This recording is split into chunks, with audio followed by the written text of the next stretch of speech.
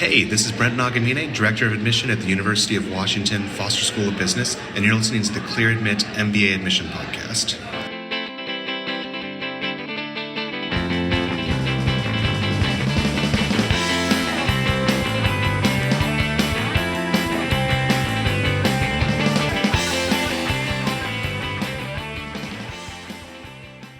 Welcome to the Clear Admit MBA Admissions Podcast. I'm Graham Richmond, and this is your Wire Taps for Monday, November 24th, 2025. Looking for an MBA experience where you're truly seen, supported, and inspired to grow? At Vanderbilt Business, you'll discover a personalized learning environment that elevates your potential and turns ambition into action. Whether you're switching careers or accelerating your current path, the Vanderbilt MBA offers a customizable curriculum, exceptional outcomes, and a community committed to your success. Propel your future with a program invested in who you are and who you're becoming. Vanderbilt is waiving their $200 application fee for MBA Wire Taps listeners. To learn more about the Vanderbilt MBA program and to claim your application fee waiver, visit business.vanderbilt.edu/clearadmit. I'm joined by Alex Brown from Cornwall, England. Alex, how are things going? Very good. Thank you, Graham. So, this week there's a lot to tackle. We're going to, discuss, there's another class profile out for this year. This week is Columbia. So we'll get into that. We've got some real humans again and lots of news and notes. But what have you been seeing in terms of, we're probably still some interviews coming. I saw somebody posted to the wires, I think it was to Livewire, like saying, are there any more invitations coming for, I think it was Stanford or, people are really asking at this point, right? Yeah, it's mid-November. So that's when Stanford publicly states it'll stop releasing interview invites. And they will release those folks that they're not inviting to interview. They'll get notified forthwith. I imagine that'll happen in the next week or so. We should probably look at Livewire data to see when that happened the last couple of years, and that would sort of determine that issue. But yeah, we're getting later in the season for interview invites for schools that trickle them out, but there'll still be some coming out of Haas, no doubt. Maybe there's still some for Stanford and one or two other schools that do it that way. This upcoming week, we're actually going to hear from London Business School and IESE with their round one decision deadline. So we're getting closer and closer to the bulk of sort of final decisions starting to come out.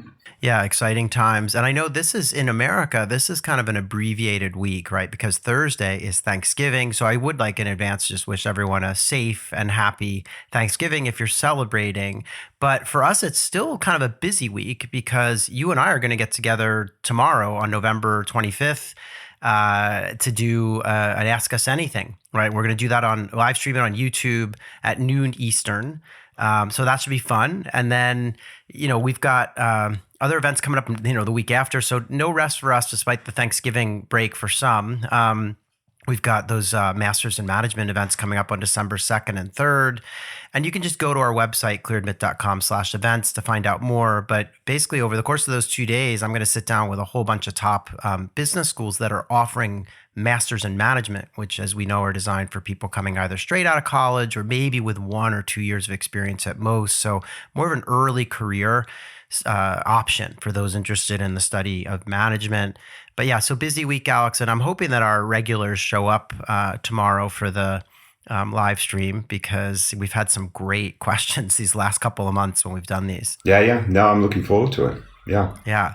So other news and notes, we did an article on the website about AI in MBA programs. I did see a very funny cartoon this morning that, someone was buying peas in the grocery store and it talked about how the peas had AI in them. So it's like everything has AI now. And so do MBA programs, right? But this article is a serious article where we kind of really pull back the veil on like which schools are doing what. And, some schools have entire kind of programs devoted to the intersection of AI and business. Others have majors or concentrations or have introduced, a number of courses. And, I just wanted to read you a little note from that article. And I know you're a big AI person. You've been out in front on this from the beginning. But for our listeners, I think this is just really interesting to hear. And it's a study that the University of Pennsylvania predicted that 49% of workers may have half or more of their tasks exposed to LLMs. Columbia Business School, meanwhile, discovered that 76% of business owners are concerned about their own integration of AI. And more recently, Microsoft researchers compiled a list of the 40 jobs most exposed to AI, sparking debate around the impact this will have on the workforce. So in light of all that, most business schools, a lot of the top ones we cover in this piece, we talk about Booth, Columbia, Wharton, Kellogg, Darden, and MIT. They all have these AI-focused offerings now. But really, things are moving quickly, and business schools are pretty fast to adapt in many regards. But we'll see how this all plays out. Yeah, it's absolutely fascinating times. But those folks that think that they're secure in their job really need to reevaluate that in the broader context of AI and so forth. I know this is slightly off topic, but I learned a really interesting hack the other day, Graham. You can go to ChatGPT, you put in your prompt, whatever you're looking for. So my example prompt was, running shoes for someone with a bad knee that runs, coastal terrain. Ooh. So it gives you the response. Okay. But I can then identify in the background what explicit searches and what websites ChatGPT went to come up with that response. Yeah.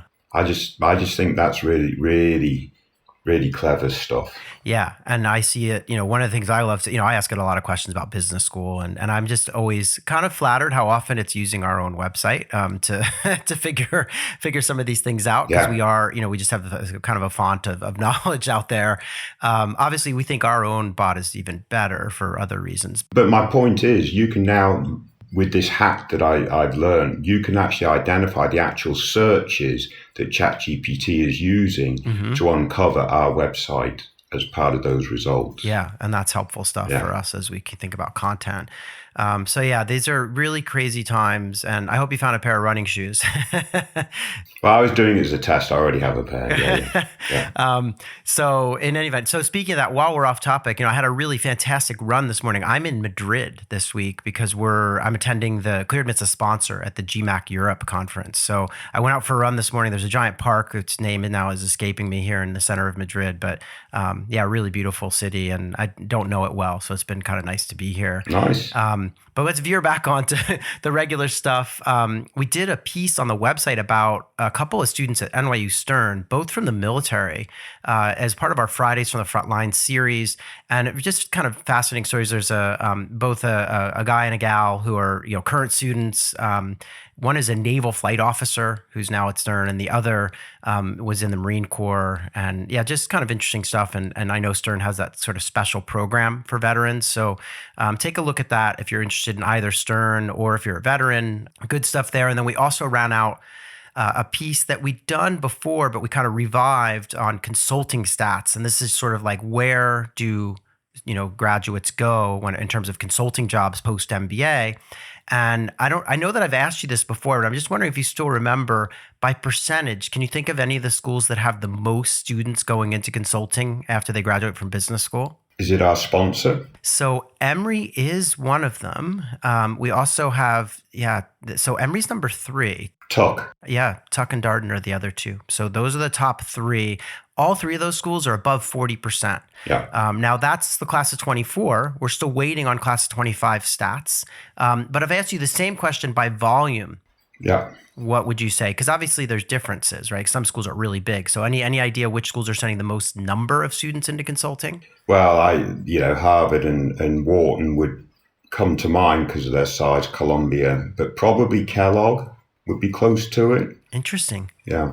So number 1 is Columbia, big school because they have the J term and the regular. Number 2 is Booth. Yeah. And by the way, Columbia sent 179 people, class 24, into consulting. Booth 148. Wharton is next at 141. And I don't have the rest of the numbers in front of me, but Harvard was actually a bit further down the list. And I think some of that's because there are a lot of students going into other fields too, right? Yeah. So they're sending a lot into private equity. But surprising that Booth trumps Kellogg. Yeah, very interesting. Most people think of Kellogg as the marquee consulting shot. Yeah, very interesting. And so one other tidbit is that, all these numbers, when you looked at the class of 23 versus the class of 24, nearly every MBA program saw declines. There are only two that we sort of cover regularly that did not. And that was Marshall at USC, which was just flat, and McDonough at Georgetown, which was up 1%. So basically all schools were down. And I'm going to be really curious to see, as the stats come out for the class of 25, how these consulting numbers hold up or whether they continue to fade. My bet, they fade. Yeah, that's exactly what I'm thinking. All right, so on to some other stuff. We did publish a couple of admissions tips that are very much aimed at those of you who are tuning in and considering round 2 applications. One was about how you prepare your resume for business school apps, and the other was how do you select and then prepare your recommendation writers. And in both cases, we've got videos that accompany those. So if you don't like to read, you can always watch Alex and I talk about what you need to be doing for these critical steps in the application process. I would also stick your MBA resume into our chatbot and ask for critical feedback. Yes, great idea. You can upload a PDF into the Ask Clear Admit bot, and it gives great feedback. And people use that obviously for interviewing as well. As we know, we've been encouraging people to drop their resumes in and ask, hey, I've got an interview at Darden or wherever, and it'll give you questions. And it's a lot of fun. Yeah. So let's see. Real humans. We continue to connect with current students at a lot of these top programs. This week, we talked with students at both Kellogg and Vanderbilt. And I'll just give you a couple of little quotes. So we caught up with Mackenzie. She is a first year at Kellogg right now, 23 years old. And from Chicago originally. And she actually went out west to Loyola Marymount in LA for undergrad, where she studied health and human science and also a minor in health and society. And she, no surprise, went to work at Pfizer doing strategy and consulting. She's actually in what seems like a kind of leadership program there because she's a strategy and consulting fellow at Pfizer. She's had a couple of years of work experience, and now she's going off to Kellogg. And I know actually she says this in the interview that she's going to return to Pfizer afterwards. But we asked her, what is one part of the application process you would have skipped if you could, and what helped you get through it? And she gave a really interesting response. She said, hot take, everything was a valuable experience. And while it may have been difficult and stressful, it was necessary as a part of the journey that informs my time at Kellogg now.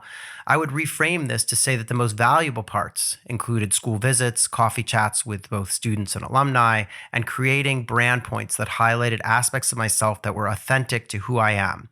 The introspection of the MBA application allowed me to be intentional about the decisions I make now.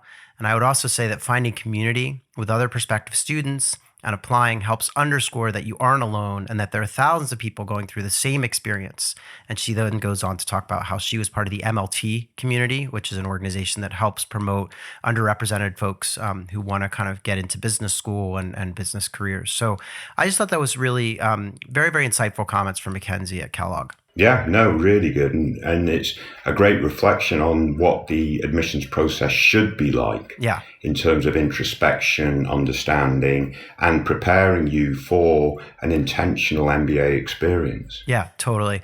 And then I'll just turn, we as I said, connected with a bunch of students at Vanderbilt at Owen. And, I'm going to give you one here. We have Taylor, who's actually 35. So he's much older than Mackenzie over at Kellogg. And that is because he was in the military, the U.S. Air Force, as something called a pararescueman. And I guess that was like a 13-year stint. He also served a little bit of time as a flight medic doing search and rescue. So this is the kind of guy that like dives into the ocean to save people, I think, if I understand correctly. He's from Riverside, California, went to Wesleyan University on the East Coast and studied neuroscience and behavior as an undergrad. And we asked him, he gave very kind of direct answers. So we said, what's one thing you would absolutely do again as part of your application process? And he said, visit. Sitting in on a class and meeting students showed me this was the MBA experience I wanted. We said, what's one thing that you would change or do differently? He said, connect earlier. Owen students were more willing to talk and help than I expected. And then we said, what's one part you would have skipped if you could in terms of the application process? And he said, test prep. It is a grind. Remember, it doesn't define you. So he gave very short answers, but they were good. Yeah. Very, very good answers. I thought it was kind of fun. Yeah, no, very good. There was some other stuff in there that I thought was pretty interesting where, we talk about like, what are you bringing to the class? And he's like, well, I've been in kind of situations where, screwing up is sort of life and death. And so he's like, I think I'm able to be calm in business situations when making leadership decisions, So I thought that was interesting too. Yeah, no, very good. So let's talk about Columbia. They finally released their class of 27 profile. And so I'll just give you the numbers. Be curious to get your take. So they enrolled 982 students in this class, and that's up from last year's 972. So they grew the class by like 10 students. Now remember, this is a mix of their September start and their J term, which starts in January. So there's a smaller cohort that starts in January, but they lump them all together for these stats. Women make up 46% of the class, which is a little bit of a rise. It was 44% last year. International representation dipped from 46 to 41, so a 5% drop there. GPA held steady, 3.6. And test scores ticked up a bit. The average GMAT on the 10th edition was a 734 compared to 732 last year. The Focus edition GMAT, which they haven't published in the past, they gave us this year, and that's a 690, which, by the way, that's more like a 740. So that's a very strong GMAT Focus average. And then GRE scores are averaging 163 on each section for a total of, 326. And then students come with roughly 5 years of work experience, which is very consistent with the prior class. And those are the kind of main stats. So I don't know, what do you take? Like, what are your takeaways from this? I think these stats are very good. Yeah. You slight uptick in gender parity or female representation. That correlates with a slight drop off with international students because typically international students weigh a little bit more heavily for a male bias. Yes. At many schools. The GMAT, the GPA, GMAT numbers look really good. The GRE number is decent. It's slightly lower probably than the equivalent of a 734. But overall, I think this is good. This is solid M7 data. I agree. And I think Columbia's, I think they're on a nice trend in the sense that they opened those new facilities, which are pretty stunning. I mean, and we're long overdue. I mean, they just had a real space crunch. And so they have this massive new facilities and they've grown the class a bit as a result, but they've maintained the quality. And so I think all good news out of Columbia. Very good. Yeah. So other stuff, obviously if people want to reach out to us, as always, I want to remind you, you can write to info@clearadmit.com. We love to get your mail or your Thanksgiving greetings or holiday greetings. So just use the subject line Wire Taps and we'll write you back. Alex, anything else on your mind before we talk candidates this week? Let's kick on. All right. So this is Wire Taps candidate number 1. So our first candidate this week has a handful of schools, 7 on the target list. And those are Berkeley, Columbia, Duke, Harvard, MIT, Wharton, and Stanford. They've been working pre-MBA in the clean tech sector, and they actually mentioned that they studied environmental science at an Ivy League school and have been working in sustainability startups and impact investing since graduating. They've got 5 years of work experience. They did earn a 3.44 GPA in environmental science at that Ivy League school. They have a 332 on the GRE. They're located in Boston. They would love to stay there after business school, and I presume that's why they've got both Sloan and Harvard on the list. And they do mention, I think you kind of prompted them to delve into, hey, what else do you do? And they said, well, outside of work, I volunteer with a nonprofit to mentor LGBTQ entrepreneurs. They also work with another nonprofit that rates banks on their fossil fuel and clean energy lending practices. And they've worked at the farmers market for 5 years running. Athletically, they've completed many local hiking challenges in New England. So certainly a full plate of outside activities. And they do mention that one of the reasons they want the MBA is they just feel like they need more financial education in order to do finance at a renewable energy company, move into corporate development, partner with startups, and maybe eventually kind of climate tech VC. So, they study environmental science, so I understand where they're coming from there in terms of wanting the sort of business school toolkit. But what do you make of this candidacy, Alex? Yeah, I mean, I think Overall, this is a very, very strong candidate. The 344 GPA probably stands out as the weakest element. So, any way they can mitigate that, I suppose, would be good. It is from an Ivy school, environmental science, and so forth. But the 332 GRE is going to help them stand out in that regard. So, AdCom will look at the combination of those two to really feel comfortable that they're going to thrive in the academic environment. And I think that's going to be the case here. I love their goals. I love their experience, their outside of work activities. There's just a lot to like without going into a lot of detail here, Graham, of their overall profile. I don't know, what's your point of view on their GPA? Do you think this is an issue, or do you think this is just a very, very strong candidate? I imagine Sloan would certainly be, a good target for them.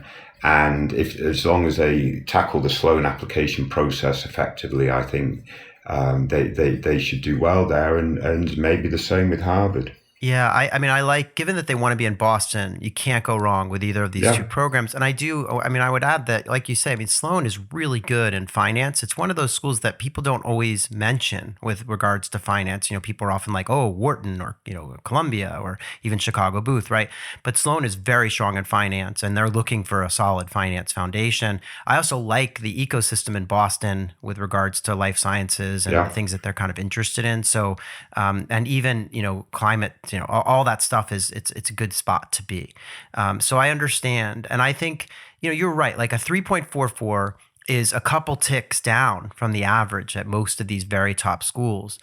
But, this person's an Ivy League grad, environmental science major. And so it's not like they went to an unknown school in a, kind of majored in like art history like me. But also, like you said, the test score is really strong, and they've got a really nice portfolio of outside activities. Yeah. So my view is, I feel like this candidate is going to be in very good shape. I like their, unique work experience, interesting goals.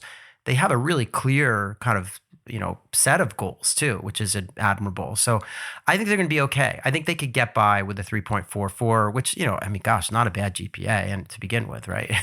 Right. So I want to thank them for, sharing their profile, and we got our fingers crossed, because I think this person, they have some interesting and, kind of, I don't know what the word is, but their goals are, we want these kind of people going to business school, to go out there and do good, right? So this is an interesting profile, and I think a lot of schools are going to want to have them. And they're battling the current sort of whatever from the U.S. administration, right? Yeah. Any which way. So good luck to them. Yeah, agreed. All right, so let's move on and talk about Wire Taps candidate number 2.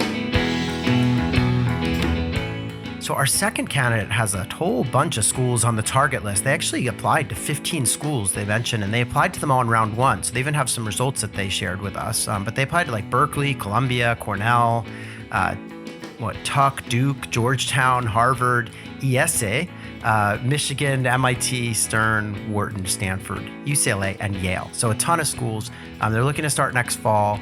They've been working in product management. And post-MBA, they're thinking of either consulting or maybe tech. And so they list a bunch of consulting firms, although interestingly, they focused on Accenture, Booz Allen, and Deloitte rather than, say, MBB.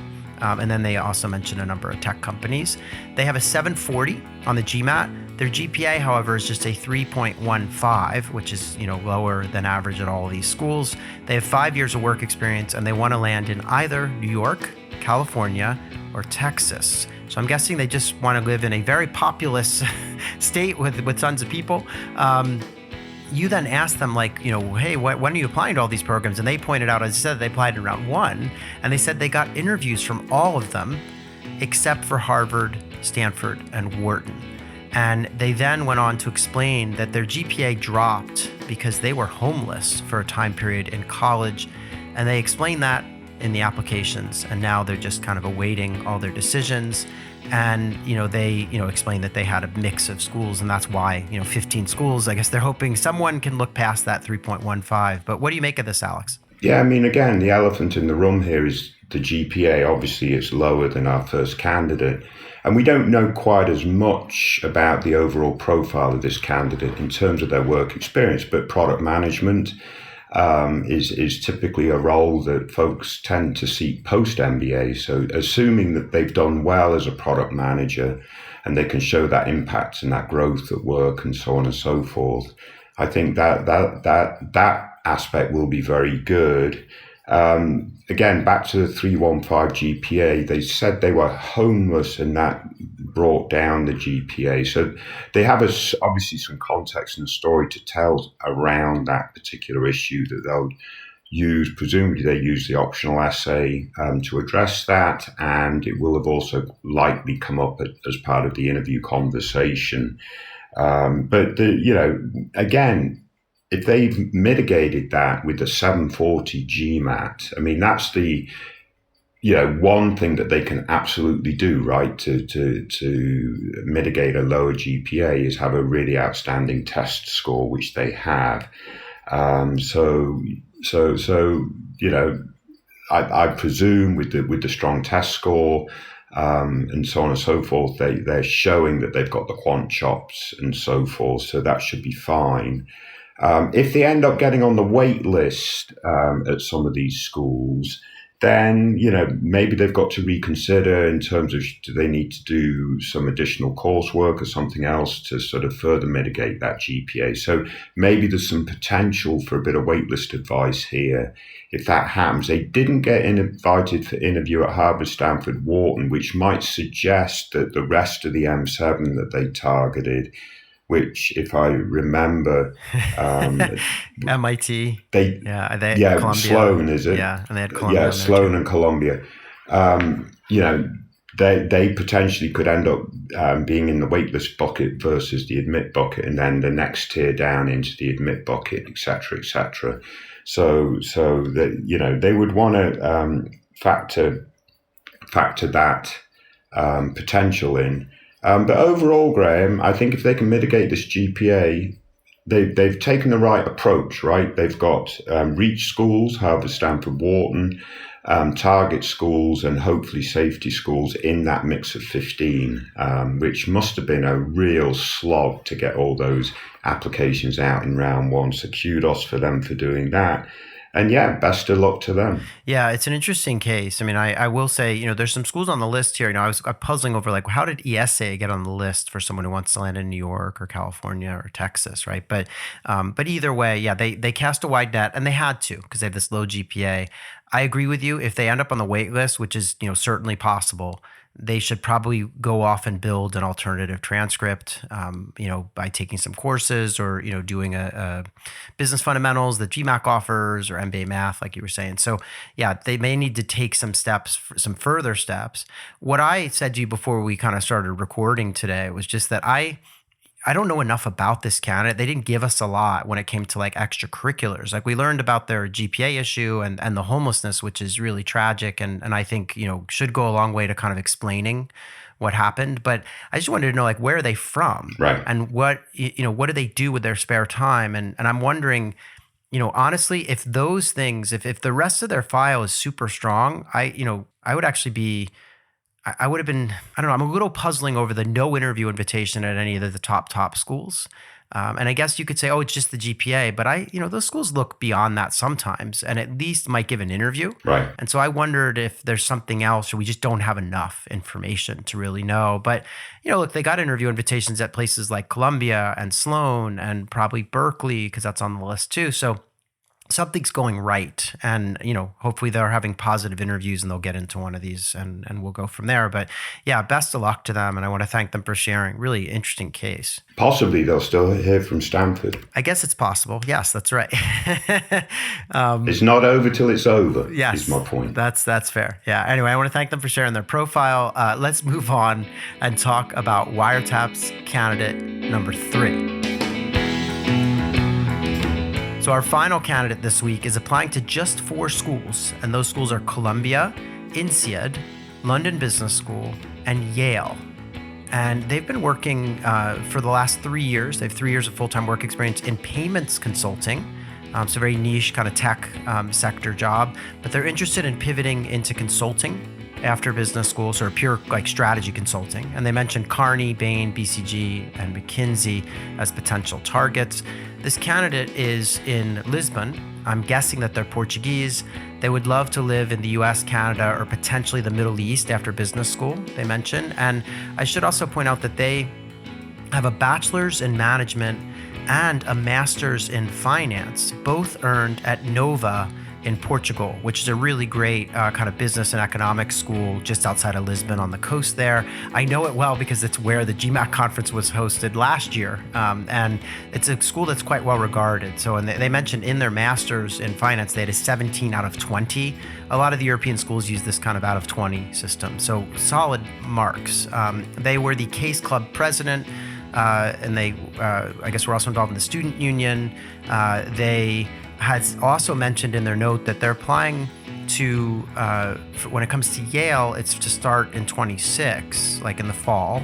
But with Columbia, they actually applied to the J term, which I guess, or they're going to apply to the J term, which wouldn't start until January of 27. So we'll get into that because I know you picked them out for a reason, but what do you make of this candidate? Yeah, I mean, again, this candidate potentially has one aspect to their overall profile that sort of lets them down a little bit, where everything else looks super, super interesting. I think, business schools, they really, top schools, they're seeking out geographic diversity, et cetera, and Portugal and being based in Lisbon would fit that, and they have a strong academic record and so forth. So presumably their work experience also can show that impact and growth. Mm-hmm. It's a little bit shorter, 3 years, but nevertheless, they could show a decent track record there. That will be very, very good. And again, attractive to top MBA programs. So the question is, can they overcome the lower GMAT? Which I totally forgot to share. I don't think I mentioned they had a 645 on the GMAT, yeah, right? 645, which isn't awful relative to, candidates applying to top tier business schools. It probably equates to about 690, 700. Yeah. The balance of the score might be important. But, they have a strong academic record.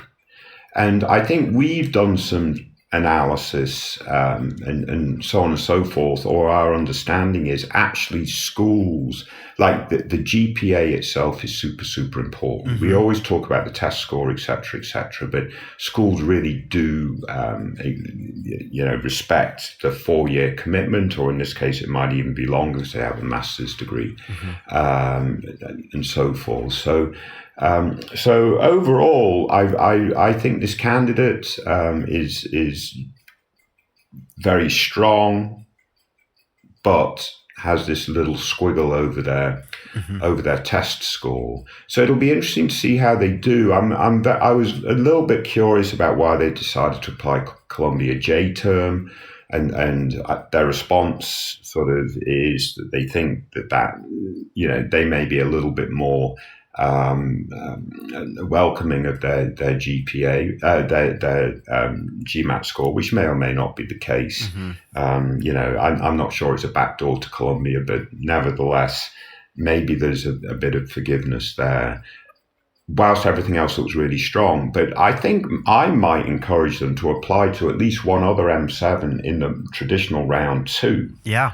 Rather than just leave all their eggs in the Yale basket, which Yale's a fantastic program.